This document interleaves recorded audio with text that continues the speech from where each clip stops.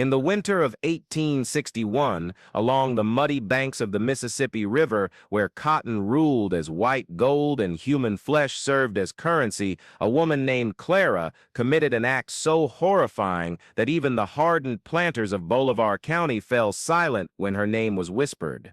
As hymns still echoed from the plantation chapel and candles flickered in frosted windows, she boiled Colonel Edmund Hartwell and his 2 young sons alive in cottonseed oil, their screams carried across frozen fields where 300 enslaved souls lay awake in their quarters, listening to the sound of a world coming undone. You are watching Shadows of the South, where we unearth the most disturbing and forgotten stories of the slave-holding South, the tales that polite society buried beneath magnolia trees and false nostalgia, the human tragedies that reveal what happens when one group of people claims absolute dominion over another. The Hartwell plantation stretched across 2,000 acres of prime Mississippi Delta land, its wealth built upon the forced labor of men, women, and children who picked cotton from dawn until their fingers bled, who sang sorrow songs in minor keys while their masters counted profits in New Orleans banks. Colonel Edmund Hartwell, 43 years old in that fateful year,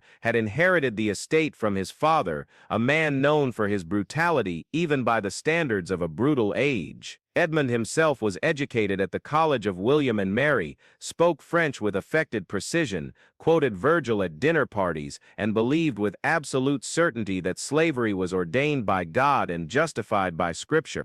He was tall and angular, with graying temples and the kind of austere handsomeness that daguerreotypes of the era captured well. His wife, Margaret Hartwell, had died 3 years prior during the birth of their 3rd child, a daughter who survived only 6 weeks. This left Edmund with 2 sons, Edmund Jr., aged 9, and Thomas, aged 7, both groomed from birth to inherit an empire built on human misery. But there was another woman in the Hartwell household, one whose presence defined the moral rot at the heart of the institution. Clara was 28 years old in 1861, light-skinned with features that revealed mixed ancestry, the product of violence several generations back. She had been born on the plantation, raised in the quarters, and at 16 had been brought into the main house to serve as a personal maid to the late Mrs. Hartwell. She was literate, having secretly learned to read from the Hartwell children's discarded primer,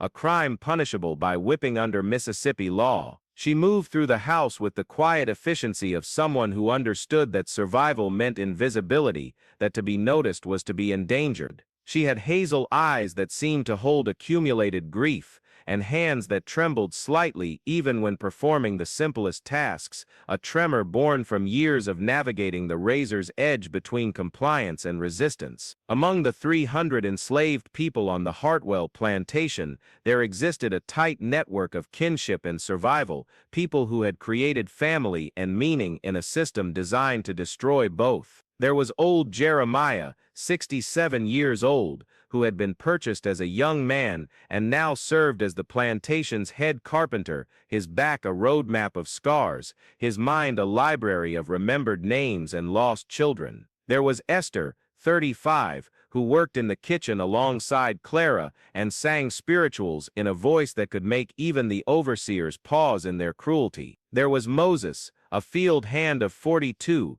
whose real name was Benjamin, but who had been renamed by a previous master, a man who had twice tried to escape and bore the brands to prove it. There was Dinah, a young woman of 19, who had recently given birth to a child, whose father was widely suspected to be one of the white overseers, a child born into bondage because of her mother's status, the law following the condition of the mother regardless of the father's freedom. There was Samuel, 23, known for his intelligence and his dangerous habit of looking white men directly in the eye, a habit that had earned him countless beatings but never broken his spirit.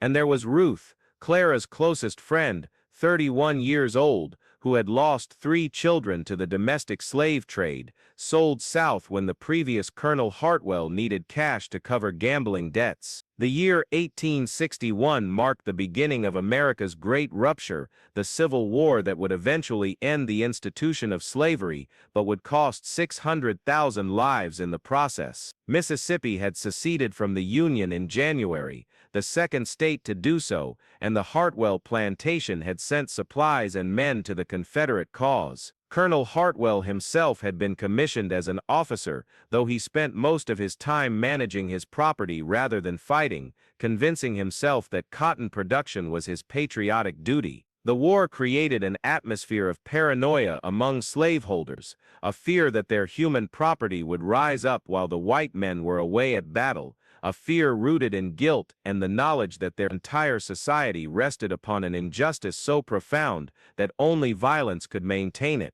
The trigger for the tragedy that would unfold came not as a single moment, but as an accumulation of violations, a pattern of abuse that had intensified in the months following Margaret Hartwell's death. Clara had become more than a servant in the household. She had become what was euphemistically called a housekeeper in the parlance of the time, a term that disguised the sexual exploitation inherent in the master-slave relationship. Edmund Hartwell, in his grief and entitlement, had begun summoning Clara to his chambers at night, and she had no power to refuse. In a system where her body was not her own, where the law offered her no protection, where resistance meant death or sale, she endured. By the fall of 1861, she was pregnant, a fact that filled her with horror rather than joy, for she knew what it meant to bear a master's child in the slaveholding South. Pause for a moment and consider the mathematics of power in such a world. When one human being owns another completely,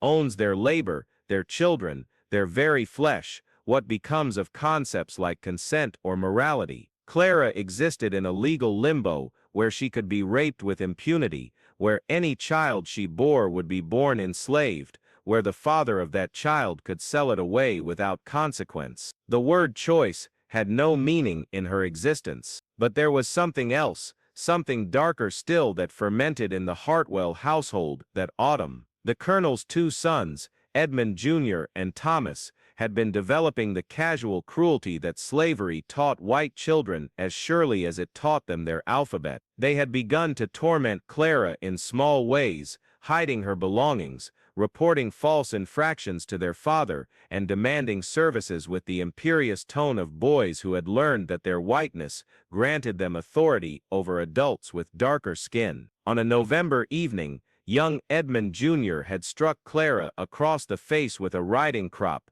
when she had not brought his supper quickly enough, and the Colonel had laughed at the sight, praising his son's spirit. The boy was 9 years old, and already practicing the violence that would be expected of him as a master.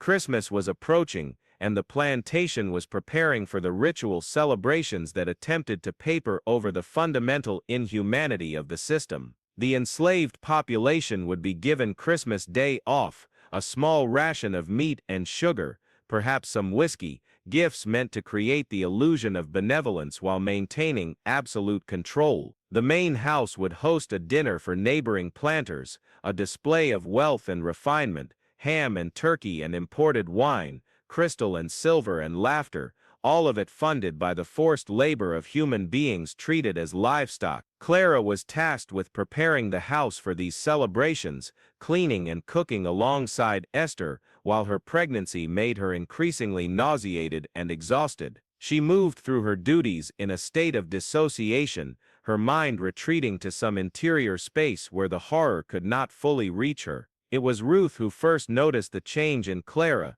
the way her friend had stopped speaking except in monosyllables, the way her eyes had taken on a glassy, distant quality. Ruth had survived her own traumas by creating a philosophy of endurance, believing that survival itself was resistance, that to live and maintain one's humanity in such a system was a form of victory. But she recognized in Clara something she had seen before in enslaved people who had been pushed beyond the breaking point, a kind of spiritual departure that preceded either death or something worse. She tried to reach her friend, whispering words of scripture and solidarity during stolen moments in the kitchen, but Clara seemed to be somewhere else entirely, present in body but absent in spirit. The plan, if it could be called that, seemed to form in Clara's mind without conscious deliberation, as if it arrived fully formed from some deep place of rage and despair. She had access to the plantation's cotton seed oil,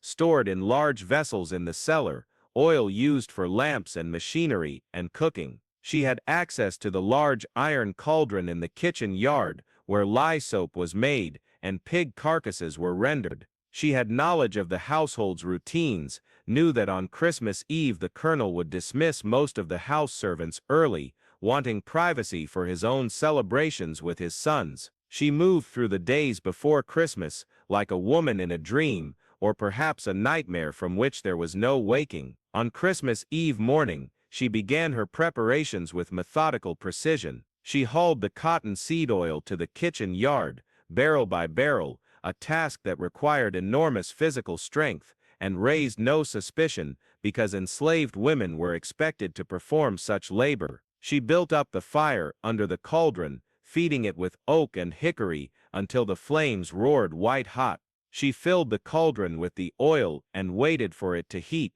stirring occasionally, her face illuminated by the firelight, her expression unreadable. Esther, working nearby, asked her what she was preparing, and Clara said simply that the Colonel had requested rendered fat for a special Christmas meal. Esther, exhausted from her own tasks, thought nothing of it and returned to her work in the main house. Consider the logic of a system so depraved that it could not recognize its own destruction approaching. The Colonel lived in a house maintained by people he brutalized, ate food prepared by hands he had violated, slept soundly, while surrounded by those he had wronged beyond measure. The plantation economy required slaveholders to believe that their victims were content, or at least resigned, that the violence was necessary and natural. They could not imagine that the people they oppressed were fully human, capable of the same rage and desperation that white people felt, because to acknowledge that humanity would be to acknowledge the enormity of their crime.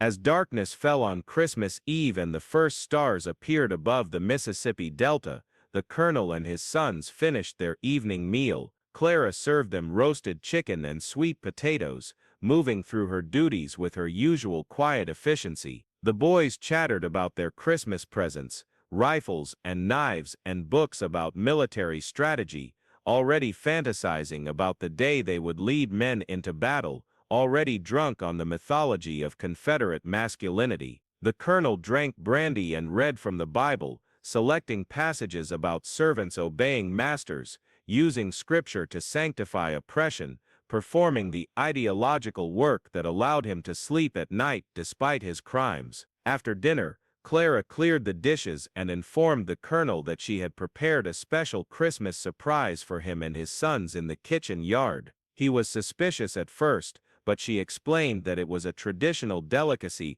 from her childhood, something her mother had taught her, a honey cake cooked in hot oil. The Colonel, pleased by what he interpreted as loyalty and affection from his property, agreed to come see. He took his sons by the hand and walked through the cold December night toward the kitchen yard, where the fire still burned beneath the cauldron and the oil shimmered with heat. What happened next has been documented in court records and newspaper accounts, though the full truth died with most of the participants. Clara invited the Colonel and his sons to come close to see the preparation process, and as they leaned forward to peer into the cauldron, she moved with a speed born of desperation. She grabbed young Thomas by his collar and pushed him forward, and he tumbled into the boiling oil with a scream that seemed to tear the fabric of the night. The Colonel lunged forward to save his son, and Clara, with strength that surprised even herself, pushed him as well, sending him toppling into the cauldron, where he thrashed and screamed, his flesh blistering and peeling, his agony absolute. Edmund Jr., frozen in horror, stood paralyzed for a moment too long, and Clara grabbed him by his hair and forced him into the oil as well, holding him under with a wooden paddle until his movements ceased. The screams brought people running from across the plantation. Esther arrived first and collapsed at the sight, unable to process what she was witnessing. Old Jeremiah came next, and Moses and Samuel and Dinah, and they all stood in a horrified semicircle watching Clara, who remained by the cauldron, her dress splattered with oil, her face streaked with tears and something like transcendence. She did not try to run or hide or deny what she had done. She simply stood there, and when Esther finally managed to speak, to ask her why, Clara said in a voice utterly devoid of emotion, "Because I could not bring another child into this hell, because I could not let them grow into monsters, because we are all burning anyway, and I wanted them to feel it too." If you are beginning to understand the depth of horror that slavery inflicted, not just on the enslaved, but on the entire society it poisoned, then subscribe to Shadows of the South. We tell these stories not to sensationalize, but to remember, to ensure that the truth of this period is not buried beneath comfortable lies about gracious plantations and contented servants. The past was darker than we admit, and only by confronting that darkness can we understand its long shadows. The white authorities arrived within hours, the sheriff and his deputies, neighboring planters armed with rifles and rage and terror. There was immediate talk of lynching Clara on the spot, of burning her alive or tearing her apart with horses, but the plantation's attorney, a cold-blooded pragmatist named Silas Merchant, convinced them to wait for a proper trial, not because he cared about justice, but because he understood that a public trial and execution would serve as a more effective warning to other enslaved people, would demonstrate the power of white law and the futility of resistance. Clara was shackled and taken to the county jail in Cleveland, Mississippi, where she was held in a stone cell without heat or adequate food, guarded by men who hurled obscenities and threats through the bars, but did not dare touch her, afraid somehow that her capacity for violence might be contagious. The trial took place in early January 1862, a perfunctory affair in which Clara was not permitted to testify on her own behalf, in which no attorney would agree to defend her, in which the all-white jury deliberated for less than 15 minutes before returning a verdict of guilty. The judge, a plantation owner himself named Archibald Whitmore, sentenced her to be hanged on January 15th in the town square, a public execution designed to terrorize the black population and reassure the white population that order had been restored. In his sentencing remarks, Judge Whitmore called Clara a demon in human form, an example of the savage nature that lies beneath the Negro facade, a reminder of why the institution of slavery is not just economically necessary, but morally imperative. To contain such evil, pause here and reflect on the moral inversion at work in such a statement. A woman who had been enslaved, raped, and brutalized was called evil for striking back at her oppressors. A system that bought and sold human beings, that separated mothers from children, that used rape as a tool of control, that worked people to death in cotton fields, that justified all of this with scripture and pseudoscience. This system called itself moral and just. Clara had committed an act of horrific violence, and yet she had not created the conditions that made such violence inevitable. The institution of slavery was itself a kind of slow-motion murder, a grinding atrocity that destroyed millions of lives across generations. Clara's crime was singular and terrible. Slavery's crime was systematic and infinite. The execution drew a crowd of hundreds, white planters and their families, who came to witness what they called justice, enslaved people, who were forced to attend as a lesson and warning. The gallows had been constructed in the center of the Cleveland town square, and Clara was brought from her cell in a wagon, still shackled, wearing the same dress she had worn on Christmas Eve, now stiff with dried oil and blood. She climbed the steps to the gallows without assistance, her head held high, and when asked if she had any final words, she said clearly and calmly, "I am not sorry, I would do it again. You made me a monster, and then punished me for becoming one. I pray that God shows you mercy, because I have none left to give." The trap door opened at exactly noon, and Clara of the Hartwell plantation died by hanging on January 15, 1862. Her body was not released to the enslaved community for burial, but instead was taken by medical students from Memphis to be dissected and studied.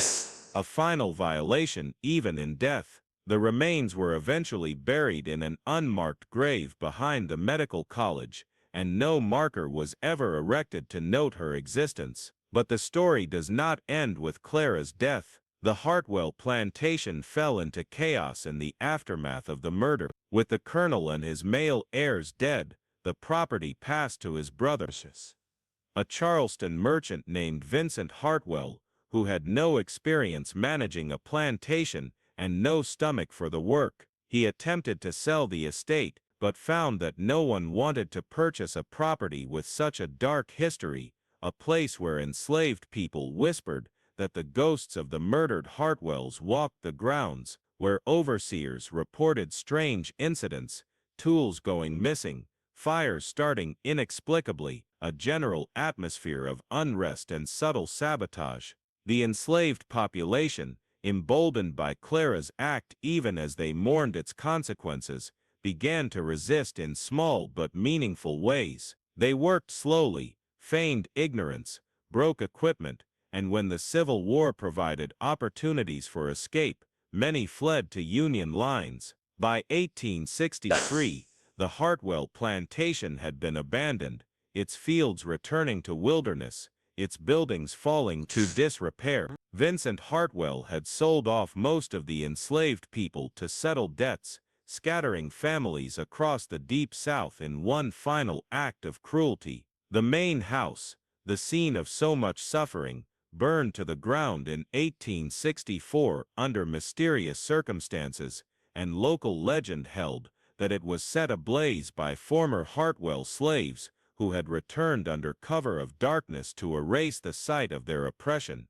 Whether this is true or merely apocryphal, no one knows for certain, but the symbolism is powerful. The physical structures of slavery consumed by fire, reduced to ash and memory. The broader community tried to forget what had happened, to bury the story beneath silence and revisionism. In the decades after the Civil War, when the South constructed its mythology of the lost cause, when former slaveholders rewrote history to portray themselves as benevolent patriarchs, and slavery as a benign institution, the story of Clara became an embarrassment, a crack in the facade that revealed the violence and exploitation at the heart of the system. Local historians omitted her from their accounts, or mentioned her only briefly, as a cautionary tale about the dangers of showing too much kindness to slaves, a perverse lesson that blamed the victims rather than the perpetrator. But among the black community,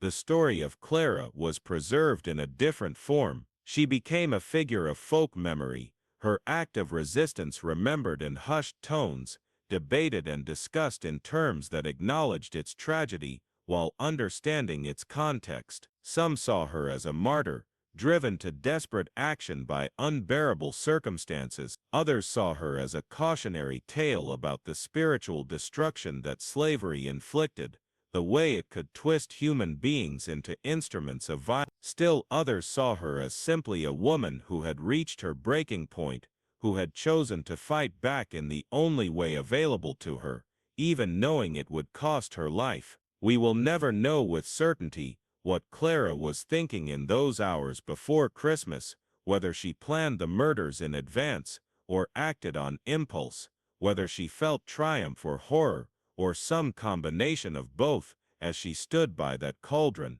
The historical record preserves facts, but not inner lives, documents actions but not motivations beyond what can be inferred from context. What we do know is that she existed in a system designed to break her, that she endured violations that would destroy most people, and that in the end she struck back with terrible force against those who had made her life unbearable. The question that haunts this story, that should haunt anyone who studies this period, is not why Clara did what she did, but why such acts were not more common. How did millions of enslaved people maintain their humanity, their capacity for love and hope and dignity, in a system that treated them as chattel? The answer lies partly in the strength of community culture that enslaved people created despite every attempt to destroy them, in the spirituals and stories and kinship networks that provided meaning and resistance. It lies partly in the hope for freedom, the belief that justice would eventually prevail even if it took generations, and it lies partly in the recognition that to become what your oppressors claim you are, to descend into pure violence and rage, is a kind of defeat even if it is also a kind of justice. Clara chose violence, and in doing so, she destroyed not just her oppressors, but also herself. She became the monster that slavery had been creating all along, the inevitable product of a system built on brutality and dehumanization. Her story is not one of heroism in any simple sense, but rather one of tragedy in the classical mold, a tragedy in which the protagonist is driven by circumstances beyond her control toward an awful but inevitable conclusion. She was not free to choose her circumstances, only to choose how she would respond to them, and she chose the path of destruction because all other paths had been closed to her. The legacy of the Hartwell plantation and of Clara's act extended far beyond that Christmas night in 1861. The land where the plantation once stood is now divided into small farms and residential properties, and most of the current residents know nothing of its history. There is no historical marker, no museum, no acknowledgement that anything of significance occurred there. The Mississippi River still flows past, indifferent to human suffering, carrying silt and memory downstream toward the Gulf of Mexico. In county archives, researchers can find court documents and property records that mention Clara only in passing, recording her trial and execution with the same bureaucratic precision used to record the sale of a mule or the transfer of a deed. But the broader lesson of Clara's story, the reason it matters even now more than a century and a half later, is what it reveals about the nature of slavery and the society it created. The institution did not just oppress black people, it corrupted everyone it touched, masters and slaves alike, creating a moral wasteland where children learned cruelty as a birthright, and where women could be raped with legal impunity, and where human beings could be bought and sold like furniture. It was a system so fundamentally evil that it made horrors like Clara's act possible, perhaps even inevitable, because it created conditions of such intense suffering and degradation that some people would inevitably choose destruction over continued submission. Take a final moment to consider the mathematics of trauma. For every Clara who struck back violently, there were thousands who died quietly, who endured in silence, who took their pain to unmarked graves. For every plantation where such dramatic violence occurred, there were hundreds where the violence was slower and more subtle, a grinding daily destruction of body and spirit. The institution of slavery killed millions of people, but it killed them in ways that often left no dramatic story, no trial record, no newspaper account. It killed them with overwork and malnutrition and disease and despair,